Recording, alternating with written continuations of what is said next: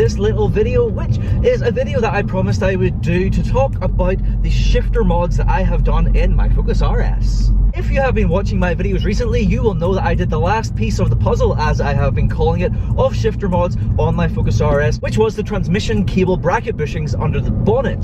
And of course, whenever I talk about the puzzle, they complemented the other mods, which of course are two other types of bushings. So we have the shifter cable end bushings, which was the first type of bushing that I did, and then the shifter base bushings as well, and that in addition to the COBB short shifter, and indeed the likewise shifter knob itself, which is heavy weighted. So since we did the transmission bracket bushings most recently, I'll talk about them first. Obviously I did them last.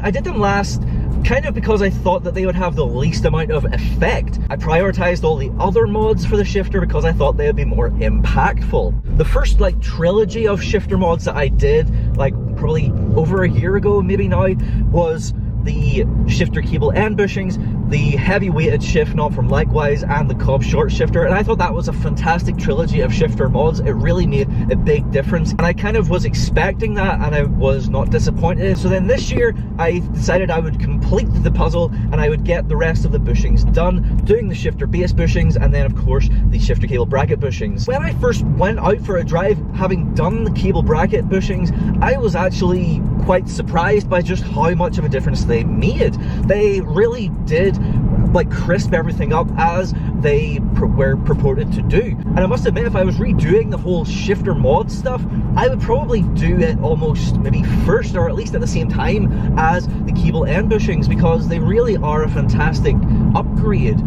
The amount of movement in that bracket is surprising. I think because the cables kind of go in there and then, you know, they kind of have to bend a bit in order to get to the cable ends. Whenever you shift, you're pulling on the cables, and that bracket was sort of going because it's like got a bit of a bend in it. So removing that movement means that what we get is added precision. We get precision in terms of where the gears are going because of predictability, and we get predictability because we know what the cable is going to do and where it's going to go when we move it in certain directions, as opposed to whenever the cable bracket was able to move. For example, we might go from second to third, but that pulling of the cable might shift the bracket a bit, which makes it not be where we think it should be, and we might miss the gear. So that predictability gives precision, like I was saying, and that is why it feels like it's crisper, especially whenever you're trying to shift quickly. You want to be able to know exactly what is going to happen whenever you push it in a certain direction, assuming that you push it in the right direction. It really does make it feel even more like a gated shift, like it is just pow, and that is awesome. Now, whenever people are considering what mods to do, they might also think about drawbacks. Is it going to have a negative impact on shifting potentially? You know, is there any reason why not to do it? And to be honest, the only thing that I have noticed isn't necessarily an issue with it. It's just a bit of perhaps a quirk that requires you yourself, the actual operator of it, to have precision. For example, going from third gear down to second gear, what I used to do was I used to like push the shifter as far over to the left as I could until it, like, I don't know if you can hear that hitting off the side, and then pull down, because I knew, well, if I push it all the way over as far as it can go and then down, then that must be second gear, right? With cable bracket bushings now, you have to push it down into second in the exact right place, if you know what I mean. Like, if you push it all the way until it like hits the side and then try and pull down, it's actually not gonna go down, because second gear is actually slightly before the maximum distance over there. You have to know where that slot for second gear is and do that exact motion, and whenever you do that, you will be rewarded. But if you don't, then you're gonna be like, oh, what's going on? What you'll feel is a bunch of extra resistance because it's not in the right position, and that can be a bad thing. Now, whenever the cable bracket was able to move more freely because of those soft rubber bushings, in those scenarios where it was pushed all the way over, which is actually too far, and then you pull down, I think that the cable was pulling, it was getting that resistance, but then it was being a bit more forgiving because the bracket was like sort of moving and allowing you to be imprecise. So really what I'm saying is, it's a great mod, but in order for it to be rewarding and for you to get the most out of it, you have to be really quite good yourself, especially in like the likes of first and second gear, the extreme gears either side.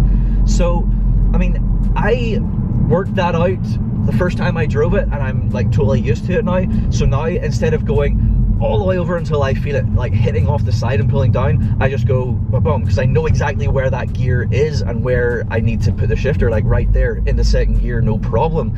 And it's awesome. The feedback is fantastic. I suppose feedback is probably a good word, because it is giving like maximum feedback now, and if you get it wrong, you're gonna get that feedback that you are wrong. And that's kind of the long and short of it. So the question then, is it a worthy mod? Absolutely. Just be aware that you need to really have your skills in check. Considering that as a piece of the puzzle and the puzzle as a whole, then I think having everything done here is basically as much as I can do with modifying the stock shifter setup.